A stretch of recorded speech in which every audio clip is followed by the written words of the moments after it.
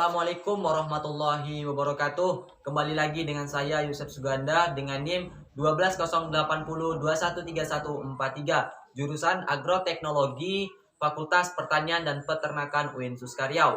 Pada video kali ini saya akan menjelaskan mengenai pola pewarisan pembungaan. Tapi sebelumnya saya akan membahas tentang pengertian pewarisan sifat dan materi-materi genetisnya. Pewarisan sifat atau hereditas merupakan penurunan sifat dari induk atau orang tua kepada keturunannya atau anak, berupa ciri-ciri atau sifat-sifat makhluk hidup yang diturunkan dari generasi ke generasi atau diturunkan dari induk kepada anaknya. Tiap spesies memiliki ciri-ciri tertentu yang spesifik, yang hampir sama dari generasi ke generasi, bahkan ciri-ciri ini sudah ada dari zaman dahulu kala.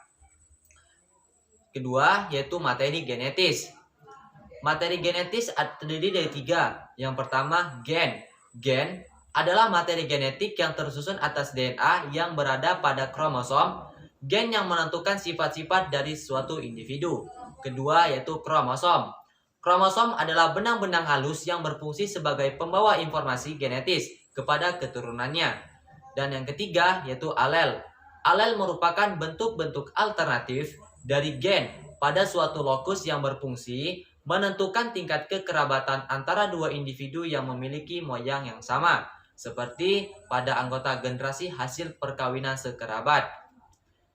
Yang ketiga, yaitu materi inti, pola pewarisan pembungaan.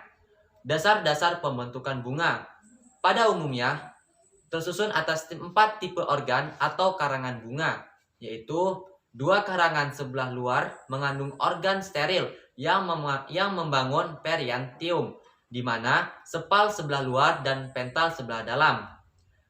2 karangan sebelah dalam berkembang menjadi alat reproduksi, di mana stamen dihasilkan pada karangan ketiga untuk menghasilkan gametofit jantan, dan pistil yang dihasilkan pada karangan keempat untuk menghasilkan ovum yang mengandung kantung embrio atau gametofit betina. Selanjutnya yaitu perkembangan bunga. Gen-gen yang menjadi dasar pembentukan bunga. Tahap pertama, kondisi meristem bunga secara spesifik dikendalikan oleh gen-gen yang menentukan sifat meristem pada bunga. Tahap kedua, meristem bunga dipola menjadi karangan polimordia organ melalui aktivitas gen-gen penentu organ bunga yang sekaligus menurunkan sifat makhluk hidup kepada keturunannya.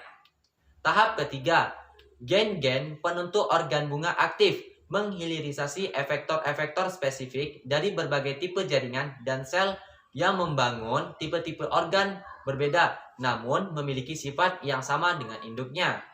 Selanjutnya yaitu ada hermaprodit pada pewarisan pembungaan. Hermaprodit dalam individu yang memiliki 2 alat kelamin jantan dan betina yang berfungsi penuh. Kemunculan bunga hermaprodit pada suatu tanaman dipengaruhi oleh faktor genetik, umur tanaman, dan kondisi lingkungan.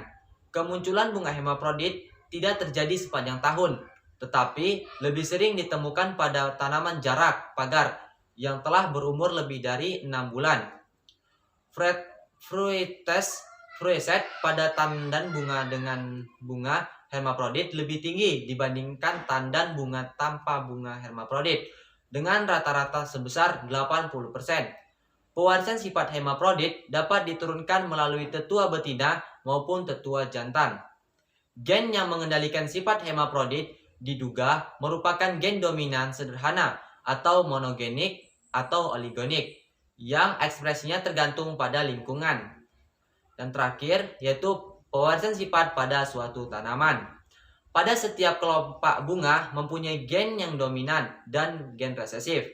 Apabila gen dominan dari pasangan gen 1, maka akan epistasis pada gen pasangan 2 yang bukan alelnya. Sementara itu, gen resesif dari pasangan gen 2 ini juga epistasis terhadap pasangan gen yang pertama. Menurut Susanto, tahun 2011, epistasis adalah peristiwa ketika gen yang bersifat dominan akan menutupi atau mempengaruhi gen yang dominan lainnya yang bukan alelnya. Sedangkan yang ditutupi tersebut juga hipostasis. Dengan demikian, dapat disimpulkan bahwa keturunan yang bersumber dari proses pembungaan, maka zuriatnya akan sama persis, memiliki sifat yang sama dengan induknya. Demikian materi tentang pola pembungaan saya. Semoga bermanfaat. Mohon maaf atas segala kekurangannya dan terima kasih atas segala perhatiannya.